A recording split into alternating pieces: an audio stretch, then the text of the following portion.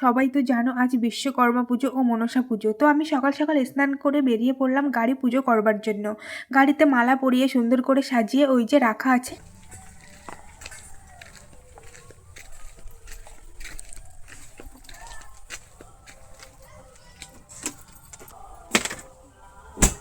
দাও। ওই যে পেছনে রাখা আছে কাকুর গাড়ি, ওটা আমার ভাই নিয়ে যাবে আর আমি নিয়ে যাব আমার গাড়ি। তো আমরা কিন্তু জানি না কোথায় পুজো করব, দেখবো যেখানে পুরোহিত মশাই আছে সেখান থেকে পুজো করে নেব।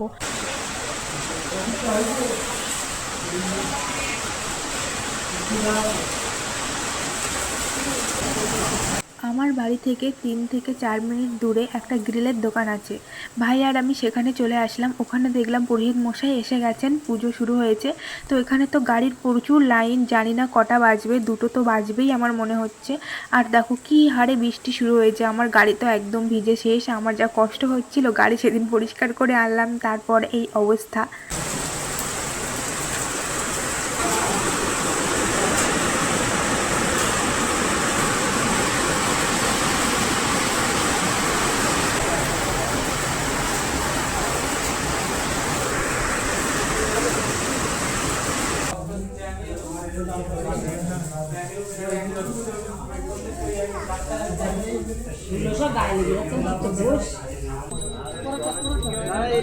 এইটা একটু ভালো করে দাও, এটা একটু ভালো করে দাও, আর একটু ভালো করে দাও, যেন এর মোবিলটা তাড়াতাড়ি শেষ হয়ে যায়।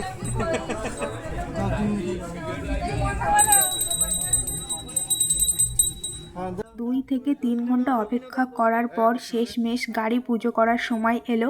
তো গাড়ি তো পুজো হয়ে গেল, আর পেছনে কিছু দাদা ছিল, তারা কত কথাই না বলছিল, আমি তো তখন শুনিনি, বাড়ি এসে শুনছিলাম আর হাসছিলাম।